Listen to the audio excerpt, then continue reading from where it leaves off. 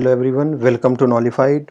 Current affairs में इस समय दोस्तों हम इंडिया चाइना रिलेशनशिप पढ़ रहे थे, जिसमें लास्ट लेक्चर में हमने ये पढ़ा था कि चाइना को कैसे इस्टेब्लिश किया गया और शुरुआती दौर में इंडिया और चाइना के रिलेशन कैसे थे। तो ये चीज़ें हम पढ़ चुके थे। आज हम इसके आगे की बात करेंगे। पिछले लेक्चर में हम लोग बॉर्डर डिस्प्यूट को भी पढ़ चुके थे कि दो एरियाज हैं जिनके बारे में लेकर के इंडिया और चाइना के बीच में मेन बॉर्डर डिस्प्यूट है। ये एरियाज कौन कौन से हैं? एक तो ये अरुणाचल प्रदेश जो कि इंडिया के नॉर्थ ईस्ट में है। इसमें चाइना कहता है कि हम इस मैकमोहन लाइन को नहीं मानेंगे और ये अरुणाचल प्रदेश ये हमारा हिस्सा है। चाइना ऐसा कहता है कि ये चाइना का हिस्सा है, लेकिन इसके ऊपर कंट्रोल अभी इंडिया का है। और ये जो अक्साई चीन वाला एरिया है, इसके ऊपर कंट्रोल चाइना का है, लेकिन इंडिया कहता है कि ये हमारा पार्ट है, तो इसको आप हमको दे दीजिए। तो ये दो एरियाज हैं जिनको लेकर के दोनों के बीच में मेन डिस्प्यूट है। ये डिस्प्यूट कैसे बढ़ा और फिर 1962 का वॉर कैसे हुआ, ये आज हम पढ़ेंगे। तो इस डिस्प्यूट को आगे बढ़ाने से पहले मैं आप लोगों को अक्साई चीन का एक हिस्ट्री बता देता हूँ थोड़ी सी, कि ये अक्साई चीन जो एरिया है इसका क्या इतिहास है। तो दोस्तों 1834 में एक डोगरा राजा थे गुलाब सिंह, जो कि सिख समुदाय के थे। गुलाब सिंह ने इस अक्साई चीन वाले एरिया को अपने साम्राज्य में मिला लिया, अपने राज्य में मिला लिया, राजा गुलाब सिंह ने। उसके बाद फिर उन्होंने 1836 में यहाँ अक्साई चीन से तिब्बत के ऊपर भी अटैक किया। ये जो एरिया है ये पूरा का पूरा तिब्बत है। उन्होंने तिब्बत के ऊपर भी अटैक किया, लेकिन वो उस लड़ाई में हार गए। फिर 1841 में जो उस समय तिब्बत के राजा थे उनके बीच में और राजा गुलाब सिंह, जो कि ये पूरे के पूरे लद्दाख के राजा थे, जो 1834 में लड़ाई लड़के गुलाब सिंह ने साम्राज्य को मिलाया था, यहाँ वाले साम्राज्य को अपने राज्य में, वो पूरा का पूरा लद्दाख रीजन था। तो 1834 में पूरे के पूरे लद्दाख रीजन को गुलाब सिंह ने अपने सिख साम्राज्य में मिला लिया था, राजा गुलाब सिंह ने। तो 1841 में राजा गुलाब सिंह के बीच में और तिब्बत के राजा के बीच में एक समझौता हुआ, एक एग्रीमेंट हुआ, जिसमें यह कहा गया कि अब हम ना तुम्हारे ऊपर अटैक करेंगे ना तुम हमारे ऊपर अटैक करना, और जो हमारा बॉर्डर है वो वैसा ही रहेगा जैसे कि पहले से था। लेकिन इस एग्रीमेंट में इन्होंने ये डिफाइन नहीं किया कि हमारा जो पहले वाला बॉर्डर था वो कैसा था, ठीक है। लेकिन लार्जली जो वो हुआ, डिसाइड हुआ, ये हुआ कि ये जो अक्साई चीन वाला पूरा का पूरा एरिया है ये लद्दाख का बॉर्डर माना जाएगा। इसके इस पार तिब्बत होगा और इसके इस पार लद्दाख होगा। तिब्बत यानी कि यहाँ पर जो एरिया है ये जिनजियांग प्रोविंस है चाइना का, इधर तिब्बत है पूरा का पूरा। तो ये मोटा मोटा एक बाउंड्री हो गई, मोटी मोटी एक बाउंड्री हो गई। फिर क्या हुआ कि जो सिख थे वो अंग्रेजों से हार गए, वो ब्रिटिशर से हार गए 1846 में। तो पूरा का पूरा जो सिख साम्राज्य था वो अंग्रेजों के हाथ में चला गया 1846 में। तो उसकी वजह से ये जो लद्दाख का रीजन है ये भी अंग्रेजों के पास चला गया। अंग्रेजों ने राजा गुलाब सिंह को यहाँ का महाराजा घोषित किया। ये एक प्रिंसली स्टेट था। अंग्रेजों ने राजा गुलाब सिंह को यहाँ का महाराजा घोषित किया, लेकिन जो सुप्रीमेसी थी वो ब्रिटिशर्स की थी। फिर इसके बाद क्या होता है कि अंग्रेजों के हाथ में जब ये पूरा का पूरा एरिया आ गया तो उन्होंने चाइनीज़ ऑफिशियल्स के साथ मिलके ये डिसाइड करने की कई बार सोची कि हम ये जो बाउंड्री है इसको डिफाइन कर देते हैं, लेकिन वो एक म्यूचुअल एग्रीमेंट कभी बन नहीं पाया। उसके बाद 1865 में आई जॉनसन लाइन, जो कि ये वाली लाइन है। इसमें अक्साई चीन के पूरे इस पार्ट को भारत का बता दिया गया, लद्दाख का बता दिया गया, जॉनसन लाइन, जिसको कि चाइना ने मानने से मना कर दिया। उसके बाद फिर 1893 में आया मैकडोनल्ड लाइन, जो कि लगभग ऐसे था। उसमें क्या हुआ कि आधे से कम पार्ट इंडिया को दिया गया और आधे से ज़्यादा पार्ट चाइना को दिया गया। इसके ऊपर कुछ चाइना बोला नहीं, तो ये मान लिया गया कि मौनम स्वीकार्य लक्षणम। तो जो आदमी अगर चुप है तो इसका मतलब कि वो एक्सेप्ट कर रहा है, तो दैट मीन्स कि इस लाइन को चाइना ने एक्सेप्ट कर लिया। लेकिन बाद में चाइना इस लाइन से भी मुकर गया और चाइना ने कहा कि जो इसकी बाउंड्री होनी चाहिए वो ये रेड वाली लाइन होनी चाहिए, जो कि अभी LAC है, लाइन ऑफ एक्चुअल कंट्रोल, जो कि 1962 के वॉर के बाद बनी है। ठीक है, तो ये कहानी थी अक्साई चीन की। ठीक है। अब ये जो बॉर्डर डिस्प्यूट था ये कैसे 1962 के वॉर में ट्रांसफॉर्म हुआ, कैसे 1962 का वॉर हुआ, हम उसके बारे में देखते हैं, उसके बारे में पढ़ते हैं। ठीक है, तो दोस्तों वॉर को पढ़ने से पहले हमको ये देखना पड़ेगा कि 1962 के वॉर के पहले की सिचुएशन क्या थी। ठीक है, ये चीज मैंने आपको बताया था कि पंडित नेहरू जो थे वो उनकी डिप्लोमेसी ऐसी थी कि वो चाहते थे कि एशिया में सारे के सारे जो सारी के सारे देश हैं, सारे के सारी जो कंट्रीज हैं, ये पीसफुल कोएग्जिस्टेंस करें, शांतिपूर्ण रहें और सबके सब साथ साथ प्रोग्रेस करें, सबके साथ डेवलप करें। ठीक है, जियो और जीने दो वाले सिद्धांत पे पंडित नेहरू की डिप्लोमेसी और फॉरेन पॉलिसी जो थी वो चलती थी। लेकिन जो चाइना था उसके वो 1949 में बना था, लेकिन उसके दिमाग में पहले से ही ये चीज आ गई थी कि एशिया में या तो इंडिया आगे बढ़ सकता है या हम आगे बढ़ सकते हैं, तो इट इज बेटर कि हम इंडिया को साउथ एशिया तक ही सीमित करके रखें। इंडिया का दायरा जो है वो साउथ एशिया तक ही सीमित करके रखें, इसको साउथ एशिया के ऊपर बढ़ने ना दें। तो चाइना शुरुआत से ही इस चीज को समझता था और इसी चीज को मानता था। इंडिया चाहता था कि इंडिया और चाइना दोनों के दोनों साथ साथ में डेवलप करें, साथ साथ में प्रोग्रेस करें। तो इस चीज को पंडित नेहरू ने इग्नोर कर दिया, या वो इस चीज को समझ नहीं पाया कि चाइना के खुरापाती दिमाग में ये चीज चल रहा है कि वो चाहता नहीं है कि इंडिया का भला हो और इंडिया का डेवलप हो। वो इंडिया को एक तरीके से साउथ एशिया में ही बांध के रखना चाहता है, उसको वर्ल्ड लेवल पे ग्लोबल लीडर बनने देना नहीं चाहता है। जबकि पंडित नेहरू पब्लिकली ये कह चुके थे कि चाइना के अंदर वो पोटेंशियल है कि ये यूएसए और रसिया के बाद थर्ड वर्ल्ड पावर बन सकती है। लेकिन चाइना इंडिया के बारे में इतना अच्छा नहीं सोचता था, बल्कि इंडिया के बारे में बुरा सोचता था और इंडिया को यह चाहता था कि वो साउथ एशिया तक ही कन्फाइंड रह सके। पंडित नेहरू ने इस चीज को इग्नोर किया या समझ नहीं पाया चाइना के इस चाल को।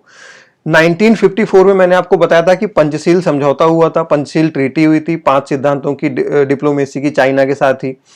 तो 1954 में ही पंडित नेहरू ने यह कहा कि हमको अपनी बाउंड्रीज को अच्छी तरीके से डिफाइन कर लेना चाहिए ताकि आगे फ्यूचर में हमारी कोई लड़ाई ना हो। तो पंडित नेहरू की इस बात पे चाइना एग्री कर गया। लेकिन हुआ क्या कि 1956 में चाइना ने एक मैप रिलीज किया और इस मैप में इन्होंने दिखाया कि लद्दाख का अक्साई चीन वाला पार्ट और अरुणाचल प्रदेश जो है ये चाइना का पार्ट है। इन्होंने अपने इस मैप में ये चीज दिखाई। इंडिया ने इनको कन्फ्रंट किया। जब इंडिया ने इनको कन्फ्रंट किया तो इन्होंने कहा कि अरे ये मैप तो हमने गलती से छाप दिया था, हमसे गलती हो गई, ये मैप कोई ओरिजिनल मैप नहीं है, हम गलती मानते हैं अपनी और हम जो सही मैप है उसको फिर से छाप देंगे। ठीक है, तो इन्होंने ये क्लैरिफाई किया कि ये हमारा जो है एक मिस्टेक था। जो 1956 में इन्होंने मैप छापा था जिसमें इन्होंने कि अक्साई चीन वाले पार्ट को और अरुणाचल वाले पार्ट को चाइना का हिस्सा दिखाया था, ये गलती मान के ये आगे बढ़ गए। लेकिन ये इनकी एक सोची समझी चाल थी। 1957 में दे कैप्चर्ड अक्साई चीन। 1957 में इन्होंने अक्साई चीन के ऊपर कब्जा कर लिया और ये कहा कि अक्साई चीन हमारा पार्ट है। और तिब्बत से लेकर के अक्साई चीन तक इन्होंने अपना एक हाईवे बना दिया, एक रोड बना दिया जिसका कि नाम इन्होंने दिया वेस्टर्न हाईवे। 1957 में इन्होंने अक्साई चीन के ऊपर कंट्रोल कर लिया और यहीं से फिर इंडिया और चाइना के बीच में जो थोड़ी सी टकरार थी वो टकरार और आगे बढ़ी। ये टकरार की शुरुआत कल मैंने आपको बता दिया था कि 1950 में ही हो चुकी थी, जब चाइना ने तिब्बत के ऊपर कंट्रोल किया था और भारत ने यह कहा था, इंडिया ने यह कहा था कि यह गलत है। और पंडित नेहरू ने चाइना के जो उस समय राष्ट्रपति थे माओ, उनको लेटर लिख के कहा था कि ये आप गलत कर रहे हैं, ऐसा आपको नहीं करना चाहिए था। तो इसके ऊपर चाइना रिटेलिएट किया था और उसने बोला था कि इंडिया को जो अपनी डोमेस्टिक पॉलिसी है केवल इसी के ऊपर ध्यान देना चाहिए, हम क्या कर रहे हैं हमारे ऊपर ध्यान नहीं देना चाहिए। तो माओ ने इस तरीके से फिर रिटेलिएट किया था। तो ये जो शुरुआत हुई थी ये 1950 में ही हुई थी। लेकिन फिर 1954 में जब पंचशील समझौता हुआ तो ऐसा लगा कि चीजें सही हो गई हैं और पंडित नेहरू वो चाइना की इन चालों को समझने में थोड़ा सा गलती कर गए, थोड़ी सी भूल कर गए, क्योंकि पंडित नेहरू ये चाहते थे कि हम भी डेवलप करें, चाइना भी डेवलप करे।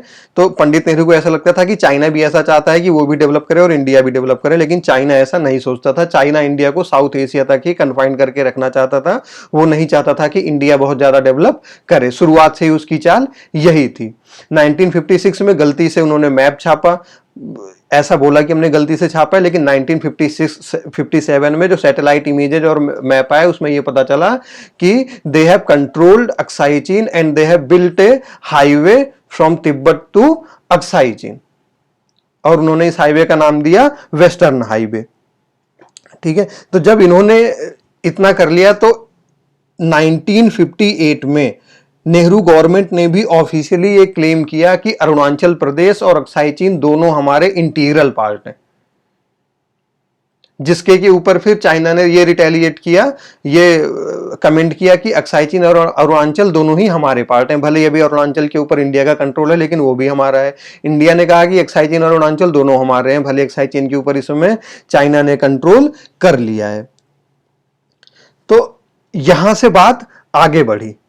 ठीक है, अब हुआ क्या कि 1958 में जब पंडित नेहरू गवर्नमेंट ने यह कहा कि अक्साई चीन और अरुणाचल प्रदेश दोनों हमारे पार्ट हैं, तो उस समय जो वहां के प्रीमियर थे, जो चाइना के प्रधानमंत्री थे, जो इनलाई, इन्होंने एक पीस डील प्रपोज किया 1959 में। इन्होंने एक पीस डील प्रपोज किया। ये पीस डील क्या थी?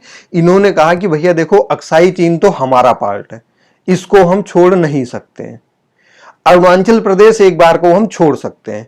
तो इन्होंने कहा कि हम ऐसा सेटलमेंट कर लेते हैं कि आप अक्साई चीन हमको दे दो, अक्साई चीन के ऊपर कभी क्लेम मत करो, इंडिया से कहा, और हम अरुणाचल प्रदेश आपको दे देते हैं, अरुणाचल प्रदेश के ऊपर हम कभी क्लेम नहीं करेंगे। ये चाइना ने अपना एक पीस डील प्रपोज किया, शांति वार्ता, उन्होंने ये शांति समझौते के लिए ये डील रखी कि हम अक्साई चीन के ऊपर कंट्रोल करेंगे और इंडिया अरुणाचल प्रदेश के ऊपर कंट्रोल करेगा। इसके बाद हम कभी इन दोनों एरिया के ऊपर कभी भी क्लेम नहीं करेंगे। इंडिया अक्साई चीन के ऊपर नहीं करेगा और हम अरुणाचल प्रदेश के ऊपर नहीं करेंगे। लेकिन पंडित नेहरू ने इस प्रपोजल को रिजेक्ट कर दिया। Pandit Nehru rejected this proposal, और पंडित नेहरू ने यह कहा कि इसका कोई वैधानिक क्लेम नहीं है, ये कोई लेजिटिमेट क्लेम नहीं है, पंडित नेहरू ने यह कहा। ठीक है, और जब पंडित नेहरू ने इनके क्लेम को रिजेक्ट कर दिया तो चाइना ने कहा कि इंडिया जो है वो तिब्बत के कंधे पे बंदूक रख के चाइना के ऊपर वॉर करना चाहता है। और जो 1959 में अभी तिब्बती लोगों ने तिब्बत में रिवॉल्ट किया, क्रांति करी, उसके ऊपर पूरा का पूरा हाथ इंडिया का है। इंडिया ने पूरा का पूरा तिब्बतियों को सपोर्ट किया है। और फिर जब हमने उस क्रांति को दबाने की कोशिश करी तो ये जो हमारे यहाँ के सेपरेटिस्ट थे तिब्बतीज, इनको इन लोगों ने अपने यहाँ शरण दी है। तो तिब्बत का सारा जो आरोप था वो चाइना ने इंडिया के ऊपर लगा दिया। जब पंडित नेहरू ने इनकी पीस डील को क्या कर दिया? रिजेक्ट कर दिया। तो यहां से फिर रियल फाइट चालू हुई। यहां से फिर चाइना ने कहा कि अब हम इंडिया को एक सबक सिखाएंगे। ये उनका ऑफिशियल स्टेटमेंट भी था। ऑफिशियल स्टेटमेंट तो नहीं, लेकिन अनऑफिशियल स्टेटमेंट था, जो कि इन्होंने कई वर्ल्ड लीडर्स को इस बात को कहा था कि हम इंडिया को एक सबक सिखाना चाहते थे। ठीक है, तो पीस रिजेक्ट हो गई और चाइना ने यह कहा कि India had some grand plans in Tibet. यह बात चाइना ने कही। उसके बाद क्या हुआ कि एग्रेशन चालू हो गया बॉर्डर पे। चाइना जो है वो बॉर्डर पे एग्रेसिव हो गया। और 1959 के अगस्त में जो लोंगजू रीजन था ईस्टर्न बाउंड्री पे, और कोंकड़ा पास था जो वेस्टर्न बाउंड्री पे, लोंगजू ईस्टर्न पार्ट कौन सा हो गया? जो अरुणाचल प्रदेश वाला पार्ट हो गया। और ये कोंका पास कहां पर है? वेस्टर्न रीजन यानी कि लद्दाख के पास। ठीक है, यहां पर इन्होंने मैसिवली एग्रेसिवली बिहेव किया बॉर्डर पे, और ये अंदर घुसने की कोशिश करने लग गए, जिसमें कि इंडियन फोर्सेस ने इनको रोका किसी तरीके से। ठीक है, और इसके बाद फिर बाउंड्री पे छुटपुट घटनाएं होने ही लग गई, होती ही रही। ठीक है, तो अब जब बाउंड्री पे छोटी छोटी घटनाएं होती रही तो फिर ये लड़ाई कैसे चालू हुई? ठीक है, ये लड़ाई ऐसे चालू हुई दोस्तों कि जब चाइना ने एग्रेशन चालू किया बाउंड्री पे, तो इंडिया ने उस टाइम पे ये सोचा कि हम चाइना के एग्रेशन का जवाब एग्रेशन से ही देंगे, और इंडिया ने अपनी एक फॉरवर्ड पॉलिसी बनाई 1961 में। फॉरवर्ड पॉलिसी, ये फॉरवर्ड पॉलिसी क्या थी दोस्तों? ये फॉरवर्ड पॉलिसी ये थी कि इंडिया ने कहा कि जो अभी हमारा बॉर्डर है, हम उसके आगे आगे तक अपने जो है बंकर बनाएंगे, अपने स्मॉल पोस्ट बनाएंगे, ठीक है, ताकि हम चाइनीज को घेर सकें। फॉरवर्ड पॉलिसी में इन्होंने कहा कि हम आगे बढ़ बढ़ के बाउंड्री से हम अपने स्मॉल स्मॉल पोस्ट बनाएंगे ताकि हम चाइनीज को घेर सकें और एग्रेसिवली उनको वापस भेज सकें उनके एरिया में। अगर हम दब के रहेंगे और पीछे आते जाएंगे तो चाइनीज आगे बढ़ते जाएंगे और हमारे एरिया के ऊपर कब्जा करते रहेंगे। तो इसको काउंटर करने के लिए इंडिया ने अपनी फॉरवर्ड पॉलिसी बनाई। उन्होंने कहा कि हम भी आगे बढ़ेंगे और बाउंड्री के आसपास या बाउंड्री के आगे चाइना को घेरने के लिए हम उसके आगे अपने स्मॉल स्मॉल पोस्ट्स बनाएंगे, ठीक है। तो ये फॉरवर्ड पॉलिसी बनाई 1961 में इंडिया ने। अच्छा, बहुत सारे जो डिफेंस एक्सपर्ट हैं ये इंडिया की इस फॉरवर्ड पॉलिसी को इंडिया की बहुत बड़ी भूल मानते हैं। भूल इसलिए मानते हैं क्योंकि उन्होंने कहा था कि ये फॉरवर्ड पॉलिसी काम तब करती अगर इंडिया वॉर के लिए रेडी रहता। इंडिया उस टाइम पे वॉर के लिए रेडी था नहीं। इंडिया के पास इतने रिसोर्सेज और बॉर्डर पे ऐसा इंफ्रास्ट्रक्चर इंडिया ने उस टाइम डेवलप किया नहीं था कि इंडिया चाइना से वॉर कर सके। तो अब इन्होंने अपने इल प्रिपेयर्ड सोल्जर्स को, यानी कि वो सोल्जर जो कि अच्छी तरीके से प्रिपेयर्ड नहीं थे वॉर के लिए, उनको फॉरवर्ड ब्लॉक पे भेजते गए, उनको बाउंड्री के आगे भेजते गए कि वहां पर जाके छोटे छोटे पोस्ट बना के चाइनीज को पीछे भेजो, ठीक है। तो कई सारे जो डिफेंस एक्सपर्ट्स हैं वो इंडिया की फॉरवर्ड पॉलिसी को उस टाइम पे इंडिया की भूल भी मानते हैं। वो कहते हैं कि इंडिया को उस टाइम पे चाइनीज एग्रेशन के साथ किसी दूसरी तरीके से टैकल करना चाहिए था, फॉरवर्ड पॉलिसी के तहत नहीं करना चाहिए था। एक कारण ये भी है कि इंडिया की इस फॉरवर्ड पॉलिसी को जो ग्लोबल स्टेज था, जो इंटरनेशनल कम्युनिटी थी, उसके आगे चाइना ने इंडिया के अगेंस्ट खड़ा किया और कहा कि इंडिया तो अपनी फॉरवर्ड पॉलिसी अपना रहा है और वो हमारे बाउंड्री के अंदर घुस के आ रहा है। तो उन्होंने इंटरनेशनली जो सारे के सारे फोरम्स थे उसमें इस फॉरवर्ड पॉलिसी को इंडिया के अगेंस्ट ही खड़ा कर दिया चाइना ने, ठीक है। अच्छा, उसके बाद क्या हुआ कि 1959 से ही छोटी मोटी बॉर्डर पे लड़ाइयां चालू हुई थी। तो जो फर्स्ट हाफ था 1962 का, इसमें छोटी छोटी लड़ाइयां होती ही चली गई। छोटी छोटी जो टकराव थी दोनों की दोनों आर्मीज में, चाइनीज और इंडियन में, वो होती चली गई। लेकिन किसी भी इंडियन लीडर ने इतना बड़ा कभी भी नहीं सोचा था कि चाइना इंडिया से फुल फ्लेज वॉर कर लेगा, चाइना इंडिया के ऊपर अटैक कर देगा, ऐसा उस समय पे किसी भी लीडर ने सोचा नहीं था, ठीक है। उसकी एक वजह यह थी कि पंडित नेहरू को ऐसा लगता नहीं था कि चाइना हमारे ऊपर वॉर कर सकता है। उनको ऐसा लगता था कि माओ से जो पंडित नेहरू के संबंध हैं वो इतने खराब नहीं हुए हैं कि वो इंडिया के ऊपर अटैक कर देगा। लेकिन माओ के दिमाग में कुछ और ही चल रहा था। माओ कौन? चीन का राष्ट्रपति माओ जेदांग। और जो उस समय एक्सटर्नल अफेयर मिनिस्ट्री थी वो भी पंडित नेहरू के ही पास थी।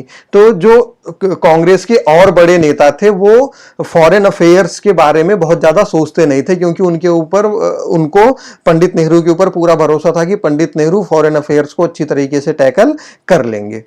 तो वो लोग इस और इतना ज्यादा दिमाग लगाते नहीं थे। और पंडित नेहरू चाइनीज के माइंड को यहां पर उनको पढ़ने में थोड़ी सी गलती हो गई और वो चाइना के इस एग्रेशन को समझ नहीं पाए कि चाइना जो है वो हमारे ऊपर फुल फ्लेज वॉर कर देगा। इन्होंने कहा कि ये छोटी मोटी लड़ाइयां हैं, बस ये ऐसे चल रही हैं 2-3 साल से, ऐसा तो कई सालों से चल रहा है, ये ऐसा ही चलता रहेगा, लेकिन ऐसा नहीं होगा कि हमारे ऊपर पूरा का पूरा अटैक हो जाए। अब आप इस चीज से समझिए कि उस समय पे मेजर जनरल JS ढिल्लन थे। इनका नाम आपने सुना होगा। इन्होंने जो 1965 का पाकिस्तान के साथ लड़ाई हुई थी उसमें एक मेजर रोल प्ले किया था इंडिया को जिताने में। मेजर जनरल JS ढिल्लन, इन्होंने 1965 के वॉर में एक मेजर रोल प्ले किया था, लेकिन 1962 में इन्होंने एक स्टेटमेंट दिया था और ये कहा था कि हम 2-3 राउंड की फायर करेंगे और जितने चाइनीज अभी इधर एग्रेसिवली आ रहे हैं हमारे बॉर्डर में, ये भाग के चले जाएंगे।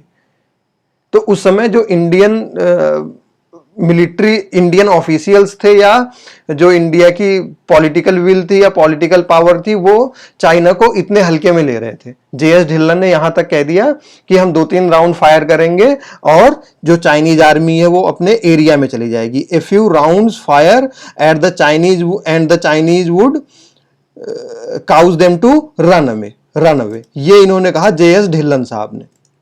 ठीक है, तो जो इंडियन अथॉरिटीज थी वो चाइना को इतना ज्यादा सीरियस ले नहीं रही थी।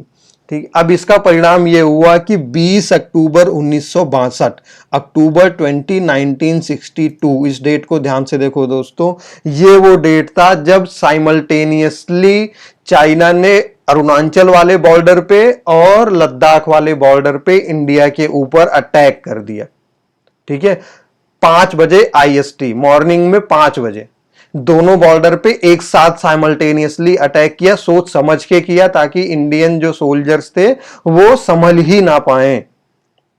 और इन्होंने जो अटैक किया, अटैक करने के पीछे इनका जो इरादा था वो ये था कि जो लद्दाख वाला एरिया है, इसमें जो ये चिपचाप रिवर है, इसकी जो वैली है, ये चिपचाप रिवर है, चिपचाप रिवर की जो वैली है, यहां तक हम कंट्रोल कर ले जाएंगे लद्दाख को।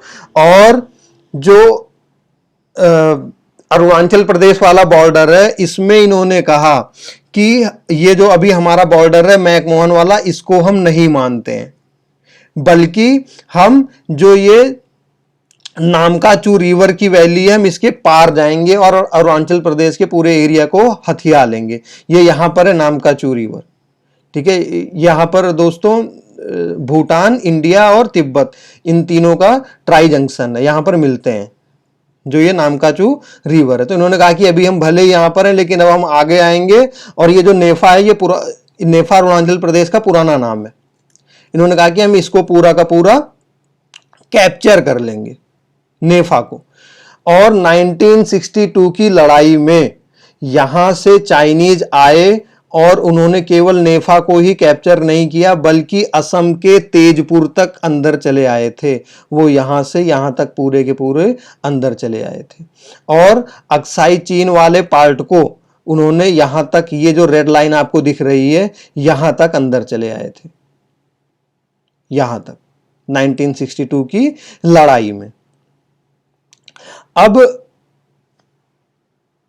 जो हमारी ये आपको मैंने बताया कि जो ये नामकाचू रिवर है, ठीक है, यहां पर हमारे सैनिक थे, फॉरवर्ड ब्लॉक पॉलिसी के तहत वो बॉर्डर के आगे पहुंच रहे थे। ठीक है, तो बॉर्डर तक उन्होंने अपना कंट्रोल किया हुआ था। अब जब इन्होंने अटैक कर दिया तो जो 20 अक्टूबर 1962 को जब इन्होंने अटैक किया तो 7 इन्फेंट्री ब्रिगेड है एक इंडियन आर्मी की, वो डिप्लॉयड थी नामकाचू रिवर की वैली के पास, वेस्टर्न अरुणाचल प्रदेश में। ठीक है, तो इन्होंने वेस्टर्न अरुणाचल प्रदेश में मैसिवली अटैक करना चालू कर दिया और लद्दाख में भी पूरा का पूरा अटैक करना चालू कर दिया।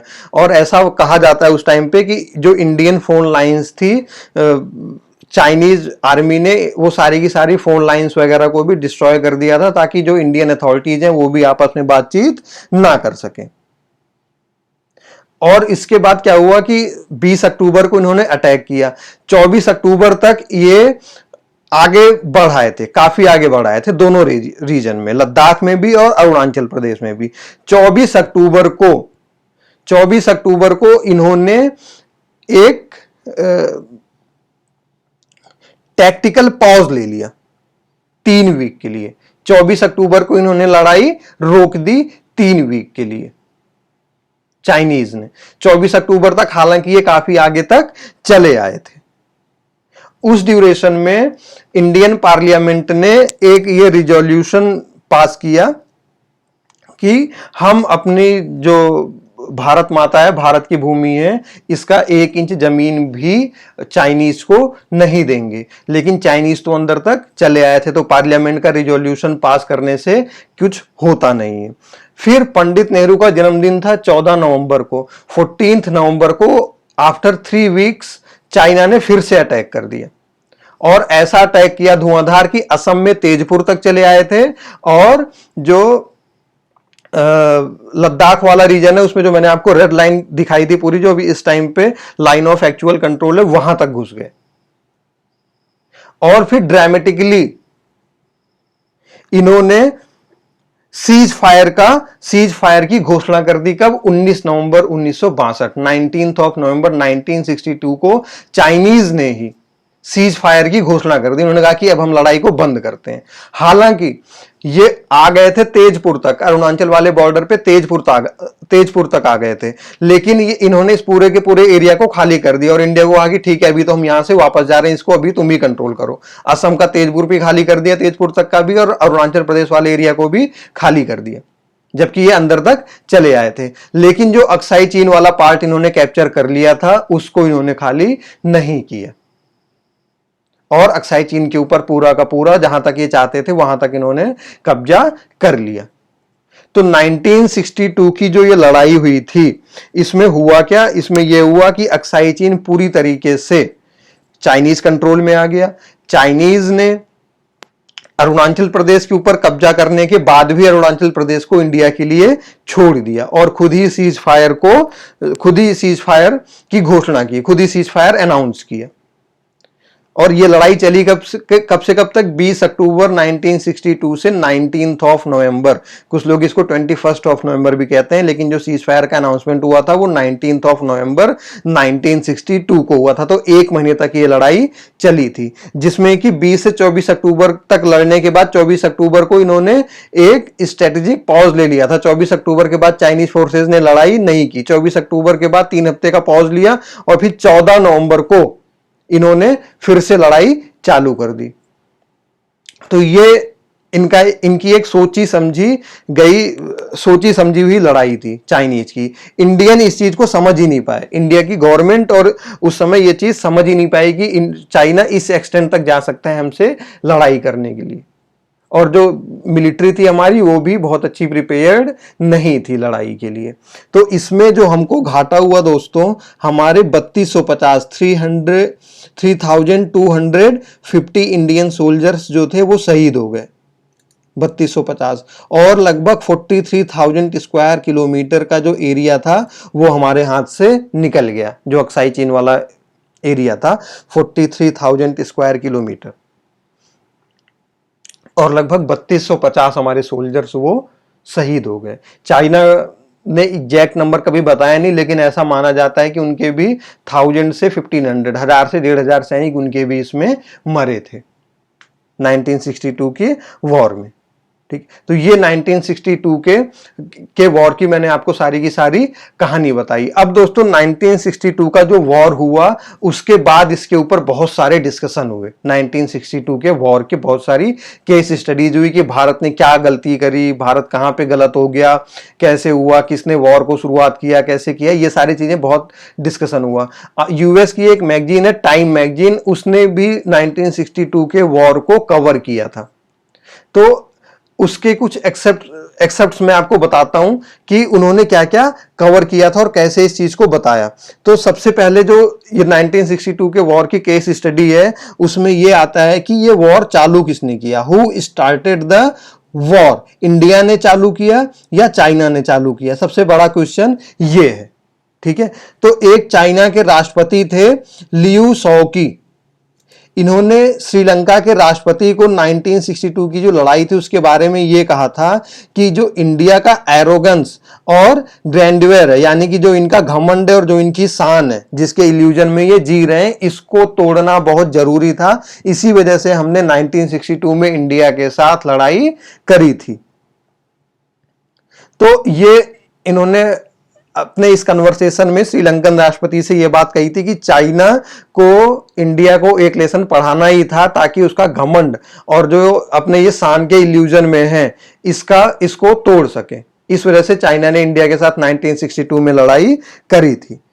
जो माओ जिदांग थे, जो उस टाइम पे चाइना के राष्ट्रपति थे, उन्होंने भी जो चाइनीज की ये लाइन ऑफ थिंकिंग थी इसको कंफर्म किया था। और जो नेपाली डेलीगेशन एक 1964 में माओ से मिलने गया था, उससे इन्होंने क्या कहा था कि the major problem between India and China was not the McMahon line but the Tibetan question. इन्होंने ये कहा था कि मैकमोहन लाइन को तो हम एक बार को बर्दाश्त कर सकते हैं, इंडिया के लिए छोड़ सकते हैं, लेकिन जो तिब्बतियों को शरण दे करके और तिब्बत के लिए हमारे अगेंस्ट चला गया इंडिया, ये उसने गलती की, हम इस चीज को कभी माफ नहीं कर सकते थे। इसी वजह से हमने 1962 में इंडिया के ऊपर अटैक किया।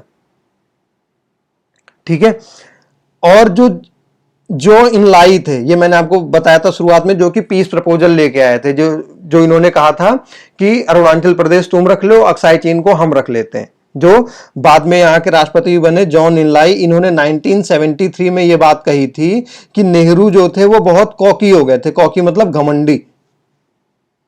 और ये बात इन्होंने किससे कही थी? हेनरी किसिंगर से कही थी। हेनरी किसिंगर कौन थे? ये यूएस के सेक्रेटरी ऑफ स्टेट थे। 1973 में यूएस के गृह मंत्री, सेक्रेटरी ऑफ स्टेट थे हेनरी किसिंगर। इनसे इन्होंने ये बात कही थी कि नेहरू जो थे वो घमंडी हो गए थे, उनके घमंड को तोड़ना था। इस वजह से 1962 में इंडिया के ऊपर हमने अटैक किया। ठीक है। तो हु स्टार्टेड द वॉर, इस क्वेश्चन का जवाब हमको मिल गया कि इसको स्टार्ट किया था चाइना ने। क्यों किया था? वो कहते थे कि जो तिब्बत का इंडिया ने साथ दिया वो बहुत बुरा किया। एक बार को हम बाउंड्री डिस्प्यूट जो है उसको तो भुला सकते थे, लेकिन इस चीज को हम नहीं भुला सकते थे। ये बात माओ नहीं कही थी। ठीक है। हालांकि ये बात केवल एक्सक्यूज ही है, बाउंड्री ये कभी भी नहीं छोड़ते चाइनीज। ठीक है। तो ये टाइम मैगजीन का ये कवर पेज था जिसमें कि नेहरू और माओ ये पीछे बने हुए थे, और इसका जो टाइटल था वो था इंडियाज लॉस्ट इल्यूजन।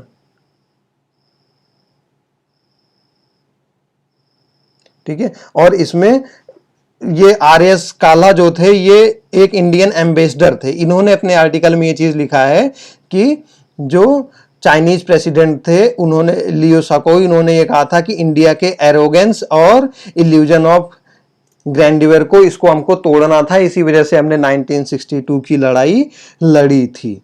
ठीक है। फिर ये था कि क्या ये लड़ाई सिंक्रोनाइज थी? जो चाइना ने अटैक किया था इंडिया के ऊपर, क्या ये सिंक्रोनाइज थी? क्या ये सोची समझी लड़ाई थी, या फिर ये एक सडन इरप्शन था, सडन लड़ाई हो गई थी? तो ये सडन लड़ाई बिल्कुल भी नहीं थी, अचानक से वॉर नहीं हुआ था। ये चाइना की पूरी सोची समझी चाल थी। इसका पता कैसे चलता है कि जो दोनों के दोनों हमारे बॉर्डर थे, लद्दाख और अरुणाचल प्रदेश वाला, दोनों के ऊपर चाइना ने साइमल्टेनियसली अटैक किया 5 AM IST पे। ठीक है। 5 बजे सुबह चाइना ने साइमल्टेनियसली अटैक किया, और ये एक सोची समझी चाल थी। ये आप एक न्यूज़पेपर की कटिंग देख रहे हैं, Chinese attack on both fronts. ये 1962 के एक पेपर का एक्सेप्ट है, पीस है। ठीक है। अच्छा, अब ये मैंने आपको पहले ही बताया कि जो इंडियन अथॉरिटीज थी ये इस वॉर के लिए बिल्कुल भी प्रिपेयर्ड नहीं थी, और इनका दिमाग इस चीज को मानने के लिए तैयार भी नहीं था कि चाइना इंडिया के ऊपर अटैक कर देगा। इसका पता कैसे चलता है? इसका पता ऐसे चलता है। उस समय पे भारत के जो डिफेंस मिनिस्टर थे वो थे कृष्णा मेनन।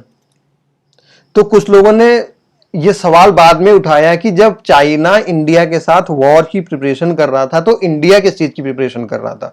तो इंडिया उस टाइम पे वॉर की प्रिपरेशन नहीं कर रहा था। इसका पता कैसे चलता है कि जो कृष्णा मेनन है, 20 अक्टूबर को चाइना ने इंडिया के ऊपर अटैक किया था, और जो कृष्णा मेनन है जो इस समय भारत के रक्षा मंत्री थे 1962 में, ये 17 to 30 सितंबर यूएसए में थे।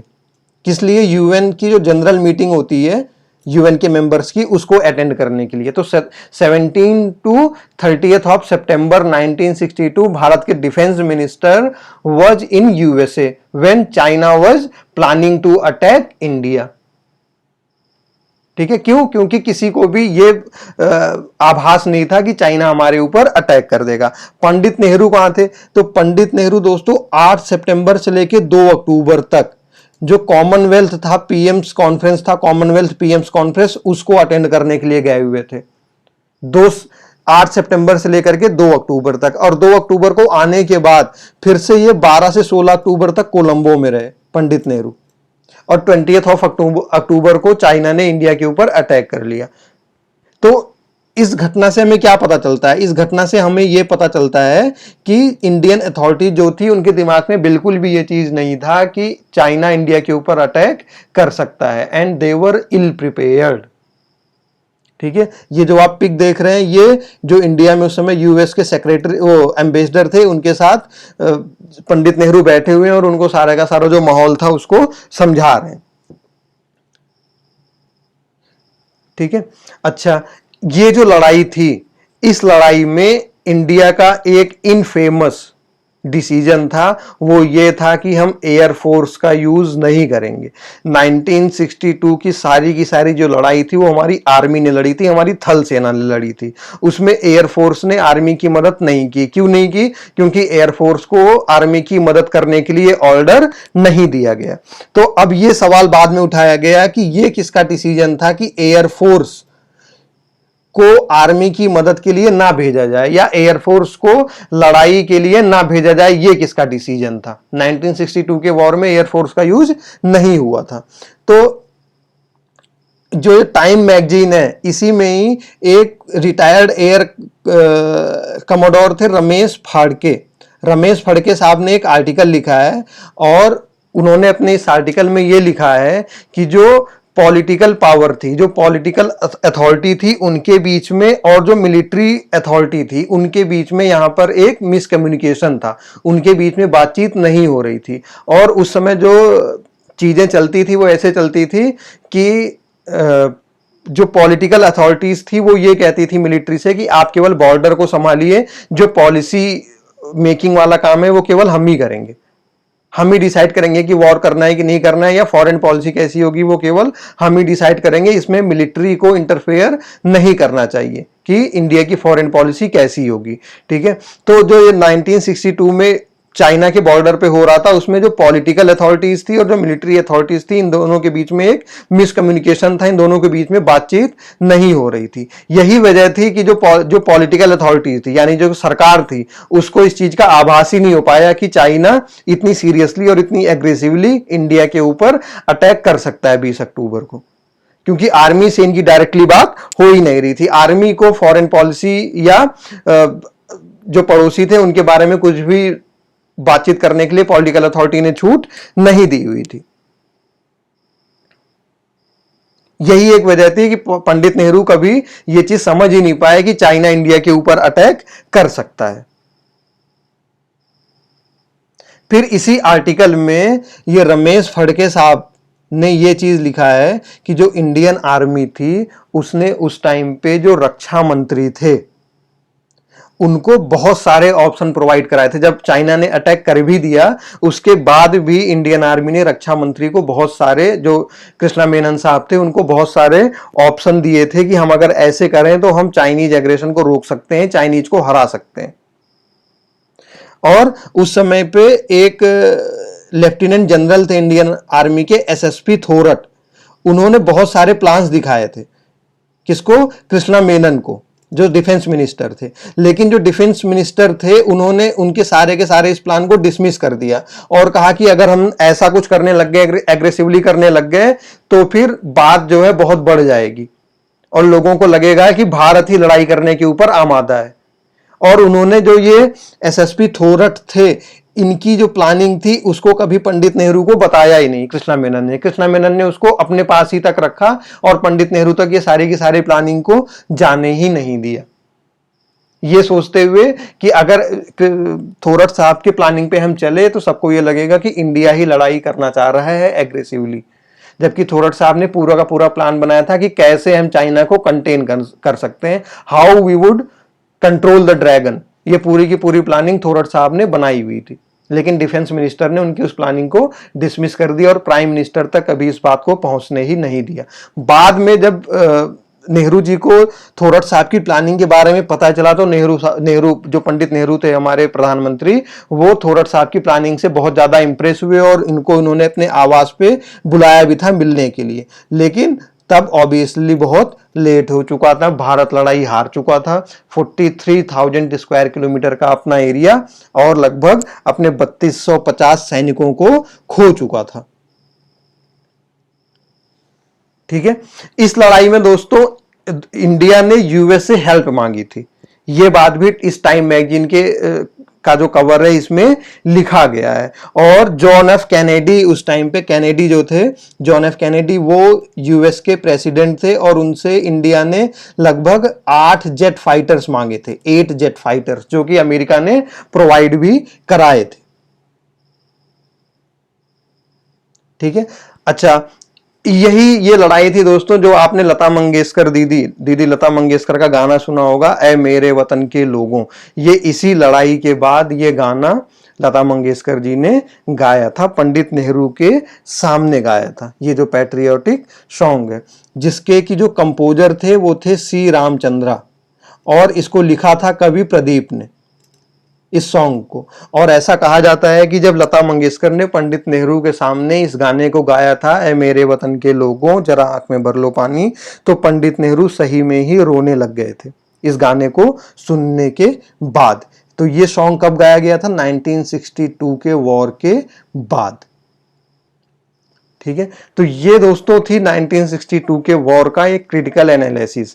अब ये क्रिटिकल एनालिसिस तब तक कंप्लीट नहीं होता जब तक हम ये ना जान लें कि इस लड़ाई के बाद हमने सीखा क्या।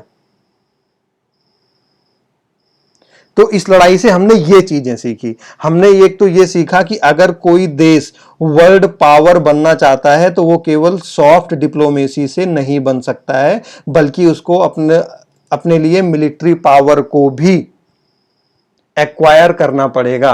Without military power diplomacy will have no teeth. लोग आपकी बात बिल्कुल नहीं मानेंगे अगर आपके पास मिलिट्री पावर नहीं है। सॉफ्ट डिप्लोमेसी से ये काम नहीं चलेगा।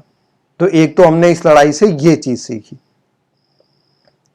दूसरी चीज हमने ये सीखी कि जो हमारी आर्म्ड फोर्सेज हैं, इनको हमको, अगर हम कोई फॉरेन पॉलिसी डिसाइड कर रहे हैं तो हमको इन आर्म्ड फोर्सेज को भी ऑन बोर्ड लेना चाहिए।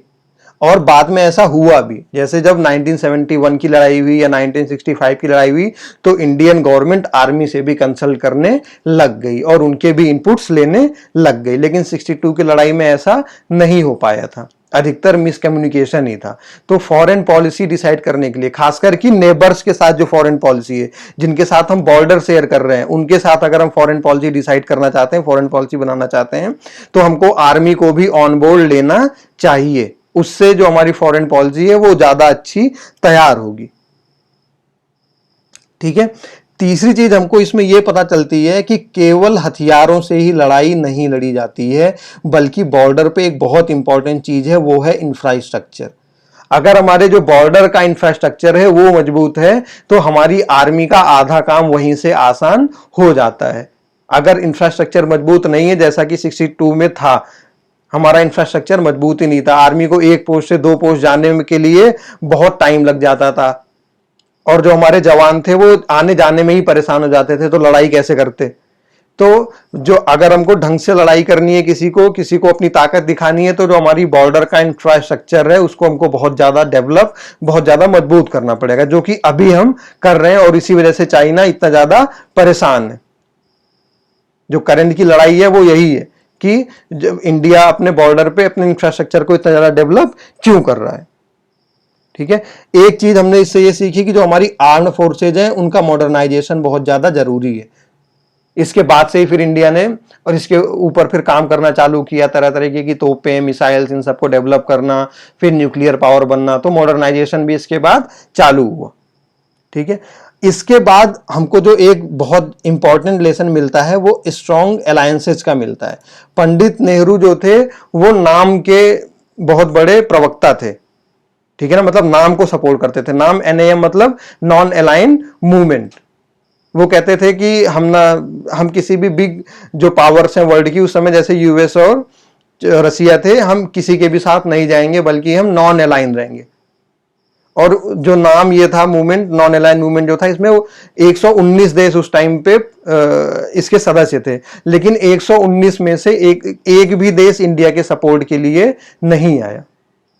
जबकि इंडिया इसका फाउंडिंग मेंबर था नाम का, लेकिन एक भी कंट्री 119 में से एक भी कंट्री इंडिया की हेल्प के लिए नहीं आई। आया कौन? यूएसए और यूके, ये दोनों कंट्रीज ने इंडिया की हेल्प करी थी। तो इससे हमको एक चीज ये भी पता चलता है कि केवल नाम के लिए अलायंस बनाने का कोई फायदा नहीं है, बल्कि ग्लोबली हमको अपने स्ट्रॉन्ग अलायंसेस बनाने पड़ेंगे, अच्छे दोस्त बनाने पड़ेंगे जो कि सुख दुख में हमारे साथ खड़े हों।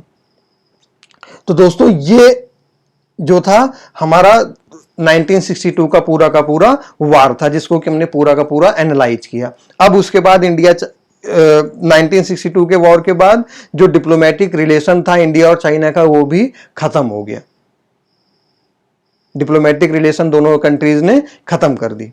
अब इसके बाद दोस्तों क्या ड्रामेटिक मूव आते हैं। 1967 में एक बार फिर से लड़ाइयां होती हैं, फिर डिप्लोमेसी कैसे रिस्टोर होती है, फिर एलएसी कैसे बनती है, उसके बाद क्या होता है, और जो करंट सिचुएशन है वहां तक हम कैसे पहुंचते हैं, ये हम नेक्स्ट लेक्चर में करेंगे। आज हमने 1962 के वॉर को क्रिटिकली पूरा का पूरा एनालाइज किया है। होप आप लोगों को पूरी तरीके से समझ में आ गया होगा। दोस्तों चैनल को सब्सक्राइब करना मत भूलिए और प्लीज वीडियो को ज्यादा से ज्यादा लाइक कीजिए, ज्यादा से ज्यादा शेयर कीजिए। Thank you.